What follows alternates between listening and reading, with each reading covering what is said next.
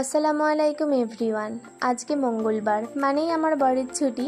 তো সে আমাকে হঠাৎ করেই বলল, চলো তোমাকে আজকে বন্যা দেখতে নিয়ে যাব। আমি তো রীতিমতো অবাক, মানে আমি কখনো এটা আশা করিনি যে বিয়ের পর আমার হাজবেন্ড আমাকে এভাবে বন্যা দেখতে নিয়ে যাবে। আজকে আমি জীবনের এই পর্যায়ে দাঁড়িয়ে একটা কথাই বলতে পারি, আশা না করে আমি অনেক কিছুই পেয়েছি এই জীবন। তো এই যে দূরে দেখতে পাচ্ছ, ওটাই আমার কলেজ। আমি এখানেই পড়ি, রাজা রামমোহন রায় মহাবিদ্যালয়া। তো অনেকে ভাববে আমার তো বিয়ে হয়ে গেছে ঠিকই, কিন্তু আমি এখনো পড়াশোনার মধ্যে আছি। আর এটাও সম্ভব হয়েছে আমার হাজবেন্ডের জন্য।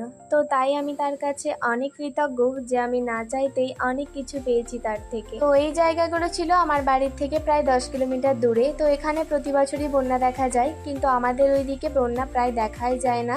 তার জন্যই আমার হাজবেন্ড এখানে আমাকে বন্যা দেখতে নিয়ে এসেছে। তো বাড়ি যাওয়ার আগে আমরা খেয়ে নিলাম মোমো। সবাই ভালো থেকো, দেখা হচ্ছে নেক্সট পার্টে। আসসালামু আলাইকুম।